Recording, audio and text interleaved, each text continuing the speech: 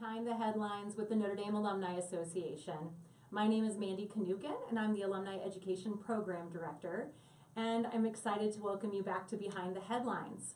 Today, I'm wondering if you've ever looked up to the night sky and thought about if we're alone in the universe. We now possibly could have the answer to that not too distant in the future. So we're here to tell you why, and I'm here with Justin Crepp, astrophysicist at Notre Dame. Thank you for joining us, Justin. Thanks for having me. We're excited to be here. We were actually down in the lab, but it was just so well built down there, we decided to move up to your office and stream live on Facebook here. So I appreciate being very flexible with us. So many gizmos and gadgets. Yes, that's fine.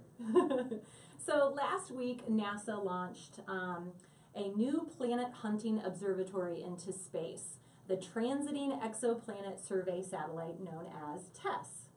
And I'd like to talk a little bit more about it and understand why this is in the news, why this is something that we should kind of care about here. Right. This is a pretty big deal for us.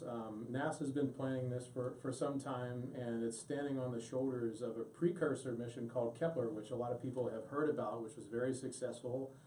Launched a number of years ago, and it told us about the statistics of exoplanets. It stared kind of with an unblinking eye in the same patch of sky and at 150,000 stars, and it told us what was going on in that patch of sky.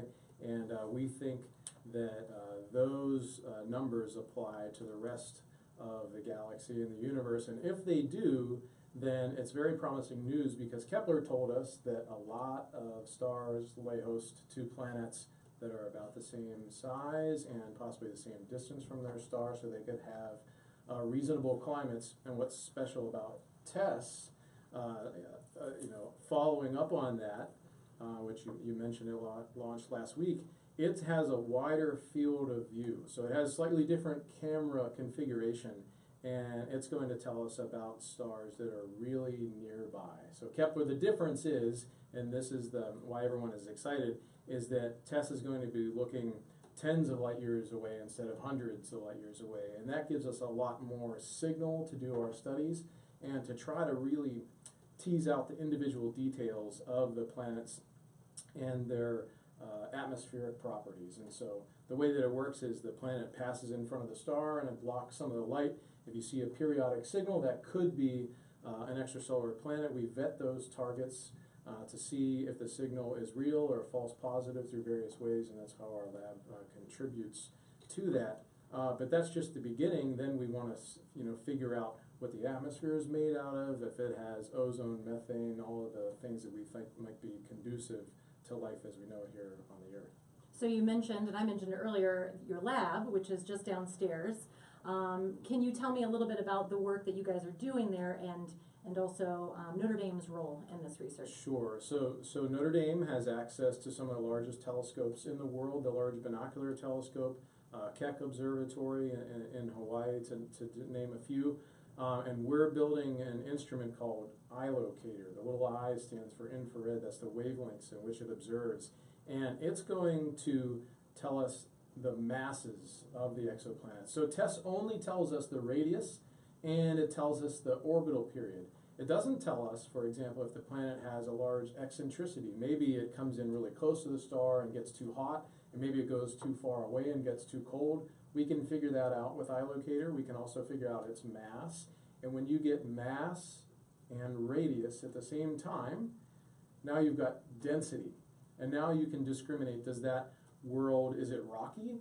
Is it a large ocean world? Does it have a big gaseous envelope? You can tell and distinguish between those properties and try to figure out what it might be made out of. Mm-hmm. And also, you mentioned that the build up to this, it takes a long time to get these materials together and to launch something like TESS in space. In fact, I think it was supposed to go this fall, and it ended up just going last week into space. Can you tell us a little bit about the facility here, Notre Dame's Engineering and Design Core Facility, and what role it plays in all of the systems? Whether you're doing ground-based instruments where, if something breaks, you just go to the telescope and fix it, or whether if you're launching something into space in which that's your single opportunity. It takes a lot of planning and forethought into designing the instrument, then prototyping, doing tests, reducing risk, and construction, and then delivery and commissioning. I mean, there's so many steps, and it takes a large diversity of skill sets, from project managers to a wide variety of engineers. And so the engineering and design core facility is a new capability on campus here at Notre Dame. We service the College of Science and the College of Engineering and all the departments that fall within those umbrellas. And we have mechanical engineers, professional electrical engineers, software control, you name it. We can build almost any custom device. And so a lot of science boils down to, can we make measurements that have never even been attempted before? And that's really what this core facility is enabling, not just in physics, not just in astrophysics, but in any other areas of science if you want to build a new experiment. So Notre Dame is going to potentially be involved in finding planets that are habitable out there in space. That's right, and it's a near timescale. I mean, TESS is out there. It's being calibrated. It's going to start its survey. iLocator will be delivered to Large Binocular Telescope on a similar timescale, and we're going to work together from the space and the ground to figure out who our nearest neighbors are, and if they potentially hold life, and if they have life. Is it intelligent life? Is it simple organic compounds? Nobody knows the answers to those, but now we have the technology to actually address them in a rigorous way for the first time ever. So can you elaborate a little bit on that timetable? You mentioned iLocator and TESS will kind of be coordinating. Right. So TESS is going to survey the southern hemisphere first for about a year, and then it's going to swing to the north. By the time it swings to the north, iLocator will already be commissioned and will be ready to go. And it takes some time for the planets to go around and to find them and to analyze the data, and then the community gets involved, including Notre Dame. And so what the Large Binocular Telescope is really good at is kind of getting rid of the distortions in Earth's atmosphere, and that's how our instrument works. And so it's going to give us a crisp, clear image and spectra of the stars and planets that TESS detects, so that we can make sense of them. So why did you choose Notre Dame?